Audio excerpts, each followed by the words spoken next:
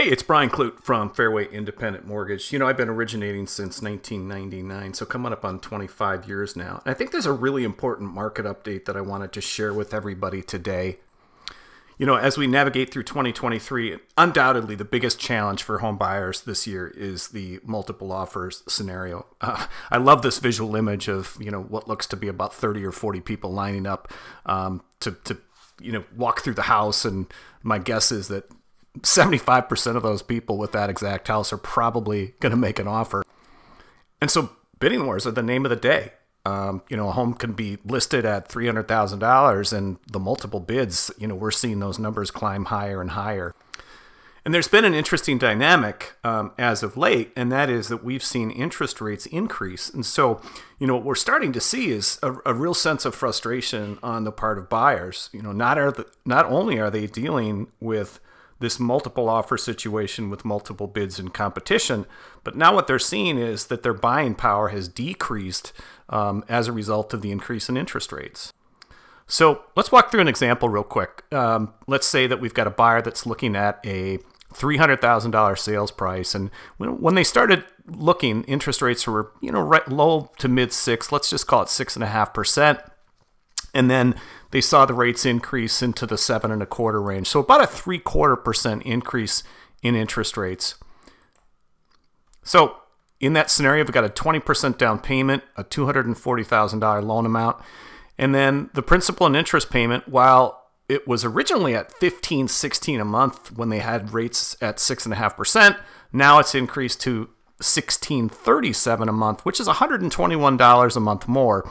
And so a lot of times these buyers are saying, I'm sick of dealing with the multiple offer situations. Now I'm seeing that my payment's going to jump. Like, enough is enough. I'm going to sit out and I'm just going to wait until rates come back down. And I think most buyers and most people looking at that situation would logically say, yeah, I completely agree with it. But I want to share with you the rest of the story. Because there's something else that happens when interest rates increase. And that is fewer buyers. As those buyers that we talked about just a few minutes ago that step out of the market, reducing the number of buyers, we're obviously seeing something, a less upward impact on the price of homes. And so let's take a look at what the real scenario would look like. All right, so when same situation, same interest rates, the asking price on the property is $300,000. And let's say that in the 6.5% interest rates, because of the number of buyers and the bidding war situation, that purchase price, the actual winner of that deal, might end up paying $340,000 for the house. Well, as rates increase and we hit 7.25% and we see buyers leaving the market, less upward pressure on the price point. So that buyer on that same property that was listed at $300,000 may actually end up paying $310,000. But there's even more. Let's just say in this scenario that the appraisal is done on that same property and the appraiser comes back and said, you know what, that asking price at $300,000, that is in fact the market value. So now we've got what's called an appraisal gap scenario. So when the buyer was picking up won that deal at $340,000, they've got a $40,000 appraisal gap. So basically, they're paying in this situation $40,000 more than the house is actually valued at. Whereas in the 7.25% range, because they were able to pick up that house for $310,000, they've got an appraisal gap of $10,000. So we're talking about a $30,000 swing in value. So check this out. When the rates are lower, the buyer ends up paying more for the home. In fact, in this scenario, in this example, the buyer's paying $30,000 more for the home. So if we take into consideration what we had talked about a few minutes ago with the monthly payments, yes, that payment is $121 a month more, but they're paying $30,000 more when the interest rates are lower. So think about it this way. If you pay $30,000 more for the home and you end up with that $121 lower monthly payment, it's literally going to take the buyer 20 years before they get to a break-even point. meaning the math speaks for itself. The buyer in this situation, as long as there's an opportunity to refinance or sell the home in less than 20 years, and we'll talk about that in just a minute, it's actually less costly overall to buy that home when the interest rates are higher. And so, contrary to what might be considered common sense, it actually makes sense to buy when the rates are elevated. Again, we've got less buyers, we've got less of a bidding war. We're ultimately very likely able to purchase the home for less than what it would have cost with multiple buyers. And here's where the icing is on the cake. When the interest rates go back down, and notice I put when in italics, when interest rates go down, the buyer of that home that purchased the home for less because they bought it when rates were higher is able to then take advantage of the interest rates being lower. So it would be one thing for me to just be able to say, hey guys, you know what, interest rates are going to go down, but let's look at what the industry experts, the economists, are saying. So Freddie Mac chief economist is saying, with the rate of inflation decelerating, rates should gently decline over the course of 2023.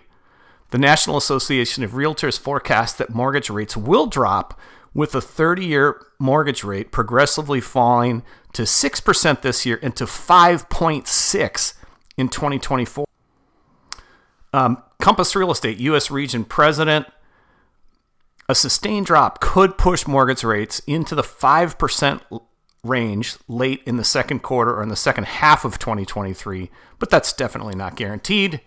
Zillow's macroeconomist, we're talking about Mortgage Bankers Association. We expect rates will end 2023 at 5.2%. So, guys, the indications are, and the economists are planning and forecasting lower interest rates. And I want to share with you the why behind this, because again, I don't want you just to rely on some opinion that's stated from somebody within the industry that, you know, may have a vested interest in getting people to buy home.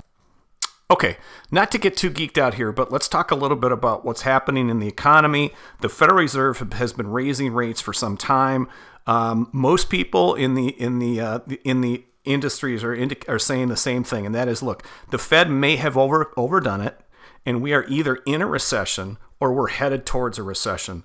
There are stories galore that that's what we're heading towards.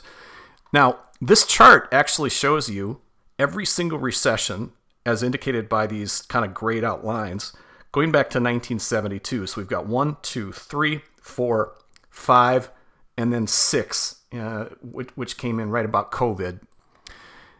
And if you look at every single one of these recessions, there's one common theme, and that is mortgage rates drop during and after the recession. So check this out. In 1980, mortgage rates, yes, they were at 16%, dropped down to 11.75%. In 1982, they had gone back up to 18%. They dropped 5 full percentage points down to 13%. In the early 1990s, dropped from 11% to 8.75%.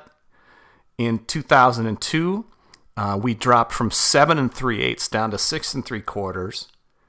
After the Great Recession, 2008, we dropped from 6% to 4.875. And then we had, you know, what was the best, the greatest interest rates of all time in the history of our country. And in the recession, in the COVID area, we went from 3.75 to 2.75. So many reasons for this, but, you know, it's not the anomaly. It's the norm. You know, another thing that I've been hearing people say is, okay, we're heading into this economic slowdown. I'm going to wait. You know, if rates are going to go down, I'm going to wait till that period of time. Housing values are going to go down. But you know what? Again, there's a counterintuitive point to be made here. So check this out. If you look at recessions in this country, and this goes back to 1960, if you look at all these recessions, 1, 2, 3, 4, 5, 6, those are the 6, 7, 8, 9 recessions. In every single scenario, other than the Great Recession, in this area here, every single scenario, we saw housing values increase. And if you think about it, it totally makes sense, because we already know that interest rates go down in those periods. And when interest rates do go down, as we had talked about before, guess what happens? The market gets flooded with additional buyers, because as rates go down, we've got buyers that maybe previously didn't qualify that are able to get back into the market. So all signs are pointing to this, guys. The best time to be buying in this environment is right now. Don't wait until rates drop. More buyers are going to flood the market. It's going to force and pressure housing values higher. There's another demographic component at play here. So for, some people are saying, hey, I'm going to wait till next year when this all settles down. Well, guess what? The average age of a first-time home buyer in this market right now is 34 years old. If you look at charts, demographics, we've got a massive, massive wave of 30, 31, 32, 33-year-olds that are going to be hitting 34 in the very, very near future. This run is going to continue. Housing values are going to continue to climb. And by waiting, you're just continuously going to be behind the eight ball. The one thing I did want to mention to you is this, that as a client of Fairway, we have another policy or a program. We call it our buy now and refinance later. Basically what we're saying is, look, we understand right now that rates are high. And we also believe, as we had talked about a few minutes ago, rates are going to go down, guys. And so we've got a special program right now. If you buy a home with us, when the rates go down, you are going to, we're going to waive all of our lender fees when you refinance at a lower rate in the future. So ultimately, I think this is you can have your cake and eat it too. And the quote that I love to share is, marry the home, date the rate. So hopefully that helps. I've got a passion for educating and empowering my home buyers, my clients, in making good economic decisions. And I trust that this was helpful for you. So if you're ready to get back in the game, give me a call, shoot me a text, send me an email, and let's get you rolling.